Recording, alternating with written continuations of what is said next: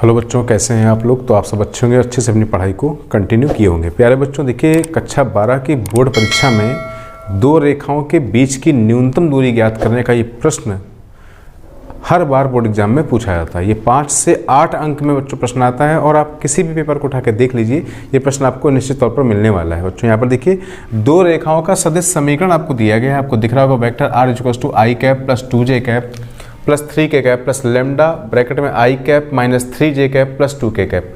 और सेकंड क्या दिया बच्चों, vector r = 4i cap plus 5j cap plus 6k cap plus mu bracket में 2i plus 3j plus k cap. जी हाँ, तो हमें बच्चों इनका क्या निकालना है, सदिश समीकरण दिया गया है रेखाओं का, इसके बीच की न्यूनतम दूरी ज्ञात करनी है। तो बच्चों सबसे पहले जो स्टैंडर्ड फॉर्म दिया गया है इसको कंपेयर करके निकालना सीखना चाहिए। और बच्चों 5 मिनट में आप ये हमेशा के लिए तैयार करने वाले हैं। जी हाँ, देखिए बच्चों सबसे पहले क्या करेंगे, इसकी कंपेयर कर देंगे। कैसे कर देंगे सर कंपेयर, तो देखिए बच्चों ये वेक्टर r = रूप होता है vector a1 plus lambda of vector b1।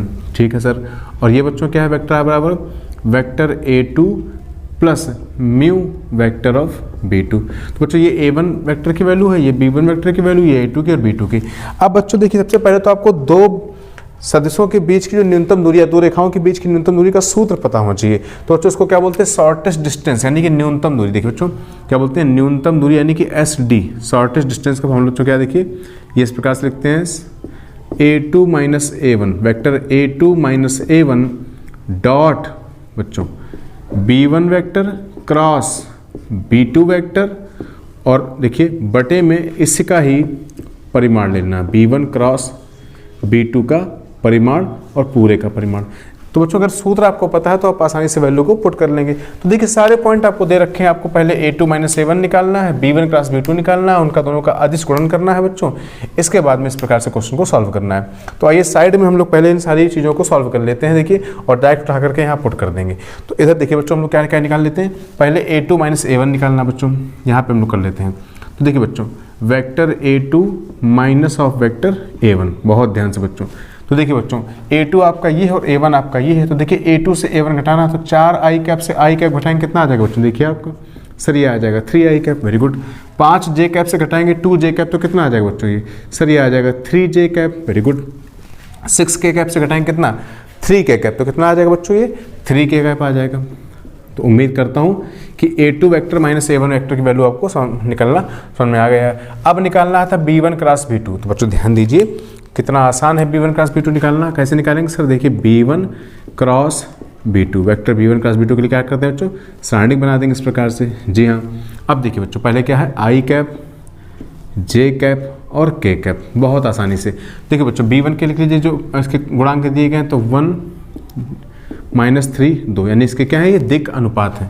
इसके दिक् अनुपात क्या है बच्चों, 2 3 और 1। इसको सॉल्व कर लीजिए बच्चों आसानी से। कैसे करेंगे, देखिए सर आई कैप उठाएंगे बच्चों यहाँ से, तो कितना हो जाएगा, देखिए माइनस का 3 और माइनस का 6 हो जाएगा। फिर क्या लेंगे बच्चों, माइनस का लेंगे, जे कैप लेंगे, तो क्या हो जाएगा बच्चों, इसको बंद करेंगे तो कितना हो जाएगा, 1 1 जा 1। आपको सराउंडिंग को सॉल्व करना आसानी से आता होगा बच्चों। इसी प्रकार से बच्चों क्या लेंगे हम लोग, प्लस का के कैप ले लेंगे, तो क्या बन जाएगा, देखिए इस प्रकार से हटाएंगे तो 3 1 जा 3 और प्लस का बच्चों 6 हो जाएगा।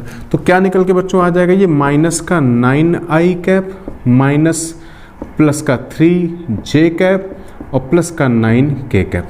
ठीक है बच्चों, हाँ जी। इसलिए बच्चों किसकी वैल्यू आई है, ये सर वैल्यू आई है b1 क्रॉस b2 वेक्टर की।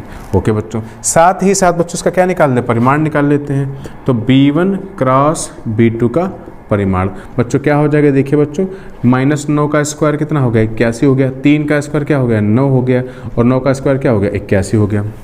ठीक है बच्चों, इनके जो आपके दिक् अनुपात दिए हैं उनके वर्गों का योगफल का वर्गमूल होता है परिमाण आपका। तो बच्चों देखिए कितना हो जाएगा, इसको अगर सॉल्व करने का प्रयास करें तो बच्चों कितना हो जाएगा, देखिए 1 9 1 10 और 1 11, और ये हो जाएगा 171 171। कितना हो जाएगा बच्चों, 171।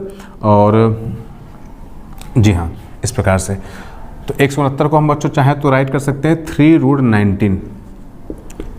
हाँ जी, क्योंकि 19 नहीं है 171 होता। तो ये बच्चों सारी बातें यहाँ निकल के आ चुकी हैं। बस यहाँ पर आपको क्या करना है, इस फार्मूले में आपको क्या करना है बच्चों, पुट कर देना है। तो देखिए बच्चों क्या है, न्यूनतम दूरी निकालने क्या लगाएंगे, इक्वल लगा दिया बच्चों हमने यहाँ पर। अब देखिए बच्चों a2 माइनस a1 बहुत ही अच्छे तरीके से दिया गया है। कितना दिया गया, देखिए 3i plus 3j plus 3k लिख लेते हैं यहाँ पर कि सर दिया गया है 3i कैप प्लस का 3j कैप प्लस का 3k कैप। ठीक है बच्चों, लगा क्या है सर, डॉट लगा हुआ है। और b1 क्रॉस b2 बच्चों ये निकाला आपने, इसको लिख लीजिए, क्या लिखा है देखिए, माइनस का 9i कैप प्लस का 3j कैप और प्लस का बच्चों कितना 9k कैप। ठीक है बच्चों, और बटे में बच्चों ये आपने निकाल रखा, परिमाण कितना आया 3 अंडर रूट के अंदर 19, और ये लगा दिया परिमाण फिर से बच्चों। अब बच्चों देखिए अदिश गुणन कर लेते हैं इसका, कैसे करेंगे देखिए, करें कितना हो जाएगा, ये माइनस का 27 हो जाएगा बच्चों, 3 3 जा प्लस का 9, चूंकि I dot I cap plus J dot J cap plus के डॉट के कैप की वैल्यू 1 होती है बच्चों। 9 3 कितना हो जाएगा फिर से बच्चों, 27 हो जाएगा।